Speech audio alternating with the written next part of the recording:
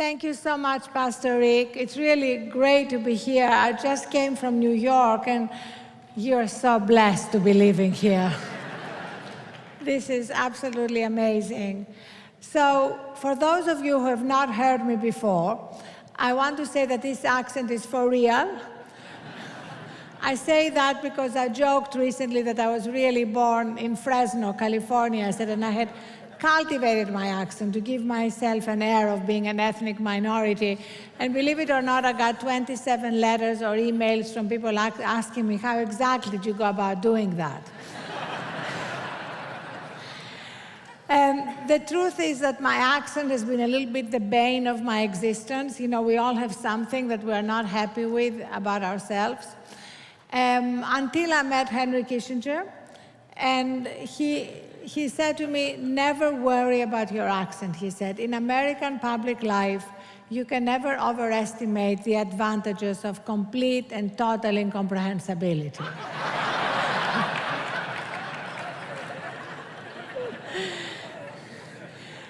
So I'm just thrilled to be here, to be talking to entrepreneurs, potential entrepreneurs, people interested in how to transform their business and their product. And in a sense, I want to start with something paradoxical, because very often it's when we think that transforming our business, taking it to the next level, is the only thing that matters, that we get into trouble. I got into trouble like that, so I want to tell you about my own story. You know, I was born in Greece. I went to school in England. I was primarily a writer. This is my 14th book. I have two daughters who are 22 and 24.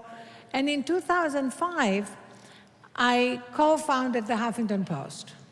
And like anybody here who has a business, a startup, who has a business here? Great. So you know what I'm talking about. I was sort of working 24/7.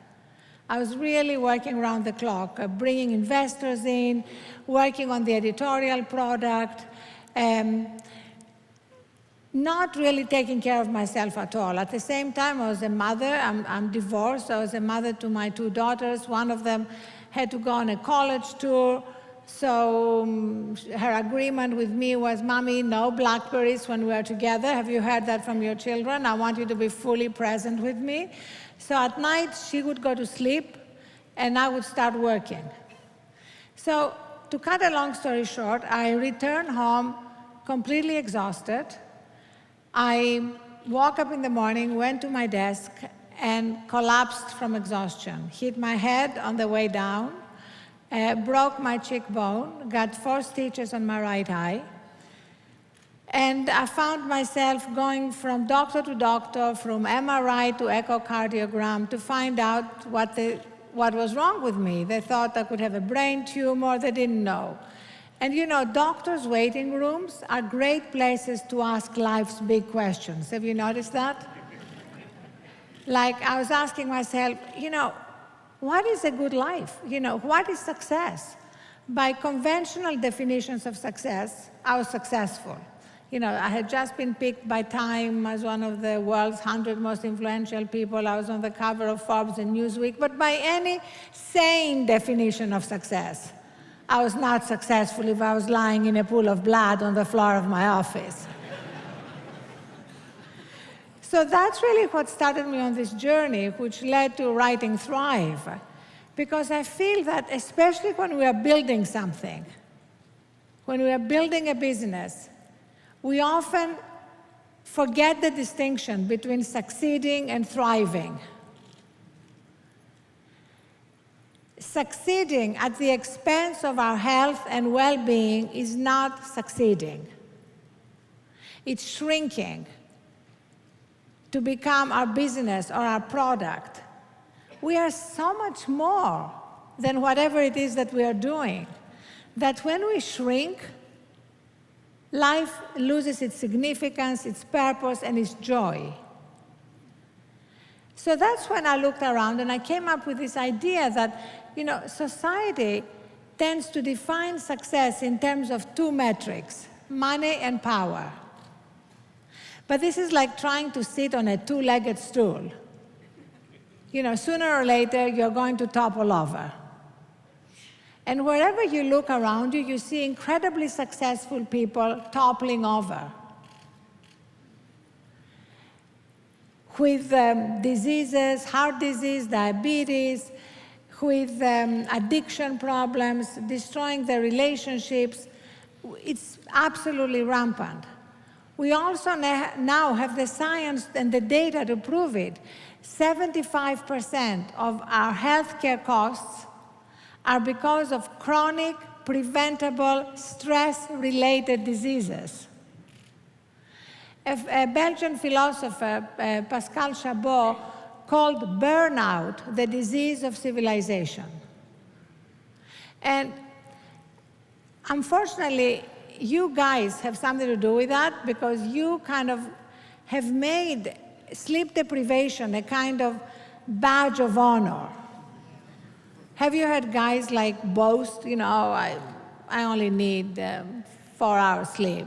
I was having a dinner recently with a guy who actually said to me, you know, I only got 4 hours sleep the night before. And I thought to myself, I didn't say it, but I thought to myself, you know what? If you had gotten 5, this dinner would have been a lot more interesting.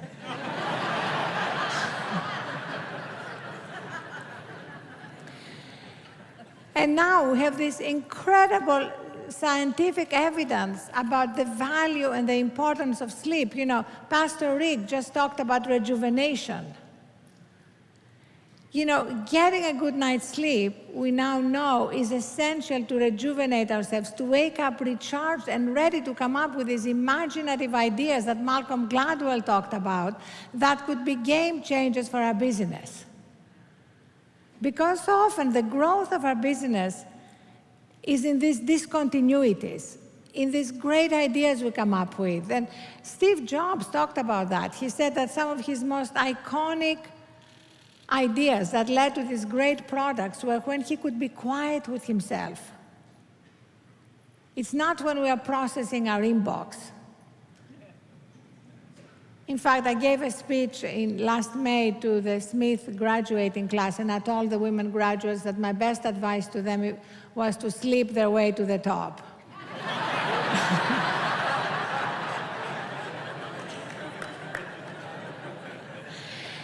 And then actually at the Huffington Post, in our newsroom, we have over 800 journalists, editors, engineers. I have 2 nap rooms. And at the beginning, you know, they looked at me like, who is ever going to be seen walking into a nap room in the middle of the afternoon? Now they are perpetually full because people realize that if you're tired in the middle of the afternoon, go have a nap. It's much better than going to have a 4th cinnamon bar. And a lot of great leaders, from Winston Churchill to JFK to Leonardo da Vinci, were famous nappers. So we need a 3rd metric of success. That's what Thrive is about. And the 3rd metric consists of 4 pillars. The first is well-being, everything we talked about, everything that the Daniel Plan is about. You know, I love the Daniel Plan because it shows that we are a human capital. We cannot ignore this human capital. I remember growing up in Athens, we didn't have any money, but my mother was unbelievably wise. And I remember one night, a very successful Greek businessman came to dinner. And my mother took one look at him, and she could see the guy was exhausted and burnt out. But he kept talking about how well his business was doing, how he had gotten this new big contract. And my mother looked at him sternly and said, you know what, I don't care how well your business is doing. You are making too many withdrawals from your health capital and not enough deposits. And true enough, he had a heart attack not long after. So we can see the signs in ourselves, in our loved ones, and that's when we need to prioritize that first pillar of the 3rd metric, our sense of well-being. The second pillar is wisdom. You know, we are drowning in data and information, but we are really bereft of wisdom. I mean, just look around. We have an enormous amount of leaders who are very smart, high IQs, great degrees, making terrible decisions. The problem is not they're not smart, they're not wise. And we all know that we all have in us that place of wisdom, strength, and joy inside us, all of us. We all have it. And we also know that most of the time we are not there. But we know we can return to that place, and from that place comes that knowing what to do, what the next step should be. What makes it harder today is the fact that we are so hyper-connected, I would say addicted to technology. How many of you here sleep with their iPhones or Blackberries or whatever next to your bed at night? Okay, well, the most important thing I'm going to say today is stop doing that. I have, at the end of this chapter, I have little tips, little steps that you can take. And one of them, just three little steps. And one of them at the end of the Wellbeing, at the end of the Wisdom chapter is, at the end of the day, gently escort your devices out of your bedroom. And leave them there until the morning. I have 55 pages of scientific footnotes for the skeptics here about why this is important. Because they've done study after study that if you wake up and to go to the bathroom for whatever reason, you're going to be tempted to look at your data, right? Be honest. And once you look at your data, you allow your day life to intrude into your night, recharging, rejuvenating time, and whatever for. This is your time. This is what's going to make your human capital much more valuable, and you're going to be a better business leader in the morning, I promise you. I've done it both ways. And since 2007, since my fall, when I made these changes in my own life, my business acumen has been transformed. When I look back, my biggest mistakes were because I was exhausted and I was just operating on fumes. Bill Clinton, I quote him in my book, saying some of my biggest mistakes were made when I was burnt out. He did not specify which, but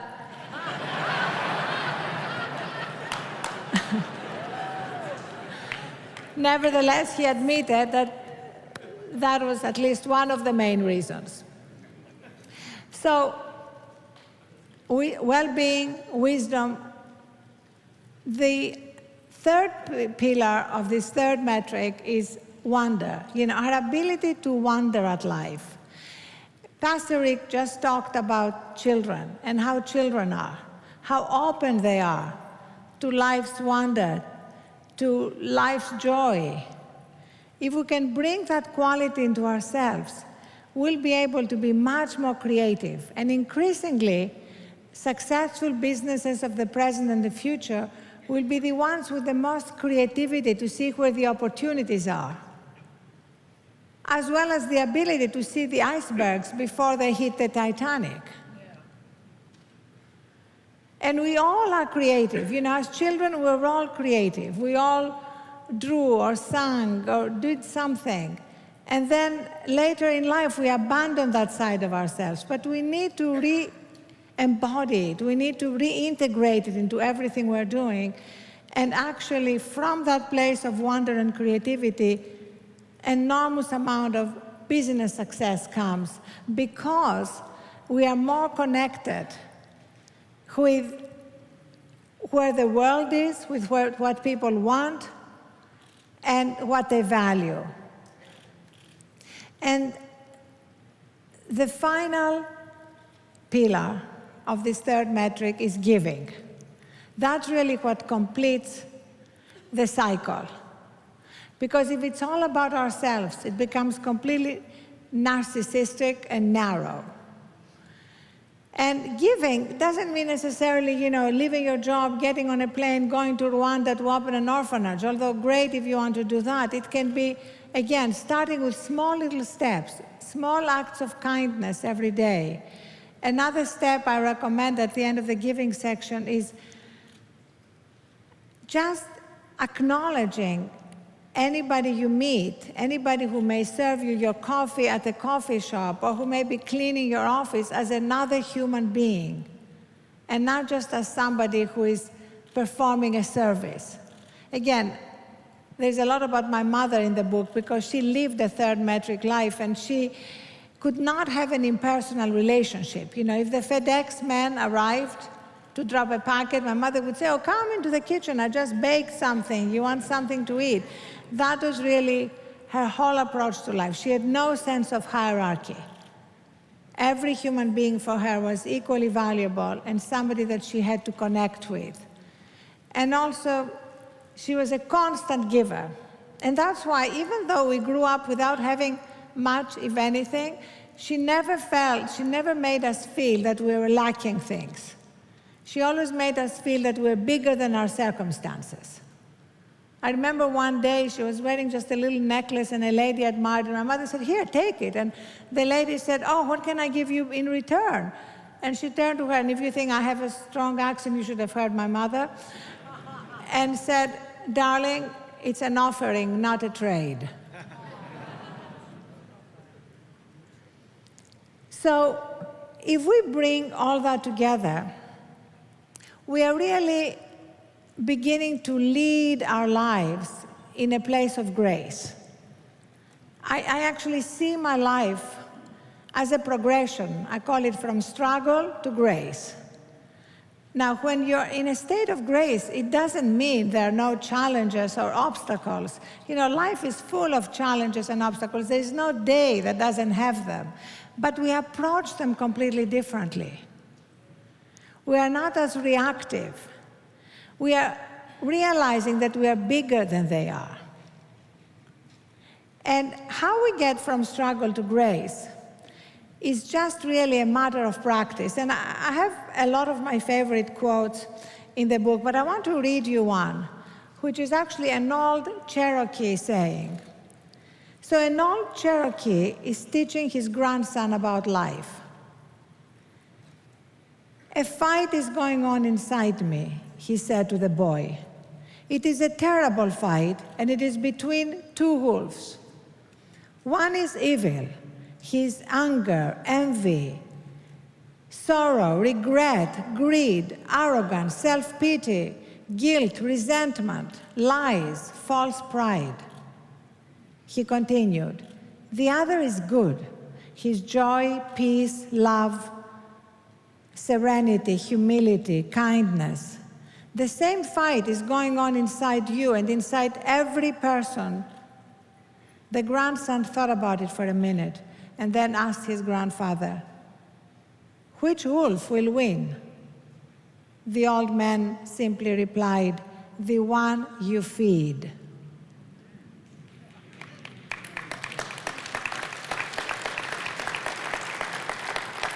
So we are all a mixture. So when we feed the part of ourselves that is about kindness and generosity and hope and creativity, that's going to strengthen. When we feed the other part, that's what's going to be strengthened. And when we live life from a place of grace, we really are living in a place of trust that whatever happens, even the most painful things that happen in our lives, has a purpose, a hidden meaning that we may not be able to see and recognize except when we look back.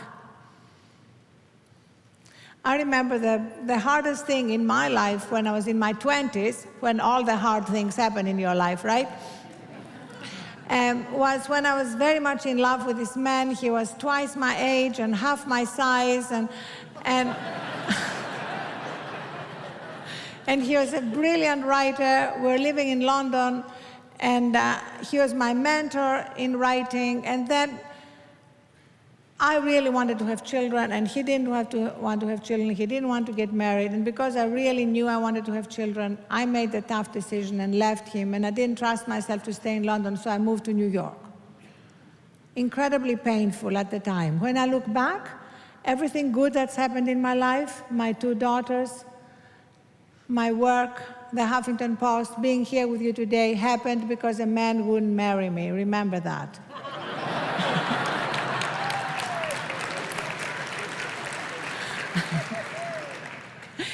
So that's why one of my favorite verses in the Bible is not a sparrow falls, but that God is behind it. Nothing happens without some reason, some hidden meaning behind it. And a poem by Rumi that I love is, live life as though everything is rigged in your favor. Even the most painful, the hardest thing that happened to me recently was something that every parent dreads.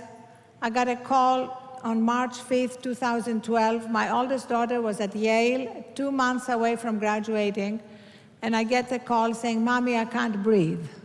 She had gotten involved in drugs, and that longest drive of my life from New York to New Haven to the emergency room. But because of the work I had been doing on myself, I first of all could see very clearly what we had to do, that I had to take her out of New Haven even if she never graduated. The most important thing was her health. And then I moved into gratitude, grateful that she was alive, grateful that she wanted to get well, grateful that she had a loving family around her, and everything else was put into perspective. And now I'm happy to say that last week she celebrated 2 years being sober. She went back to Yale this fall and graduated, and she has a stable job in Los Angeles now. So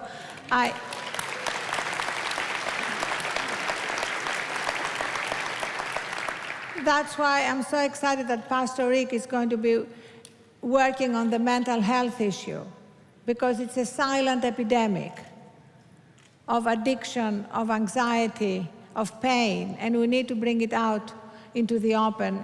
I was very happy that my daughter decided to write about her experience to help other young men and women. So let me just wrap up by saying that we are at this amazing moment, this real tipping point, when modern science is validating ancient wisdoms and spiritual teachings, and where we realize that we need to bring about fundamental changes in the way we lead our lives and run our companies. That the old way has not worked. It is not working for women, especially for women. Women in stressful jobs have a 40% greater incidence of heart disease and a 60% greater threat of diabetes because we process stress differently. It's not working for men. It's not really working for companies that are absolutely focused on quarterly earnings and short-term growth at the expense of real growth. So at the same time, 2013 was the year when many CEOs, for the first time, came out as meditators. Now, when we talk about meditation, it's not something exotic that came from the East. It's really another word for prayer. Another word for contemplation. It's just basically a time to be with ourselves, with the essence of who we are, however each one of us does it. But this was the year when Mark Benioff, the CEO of Salesforce, told us that he's been meditating for 25 years. Ray Dalio, the head of the biggest hedge fund, Bridgewater, for 39 years. They never said it before, because people are reluctant to talk about their own practices. But now something has changed. We are at this amazing tipping point. And it's really exciting to be part of that. My old compatriot Archimedes said, "Give me a place to stand, and I can move the world." And that's that place inside each one of us.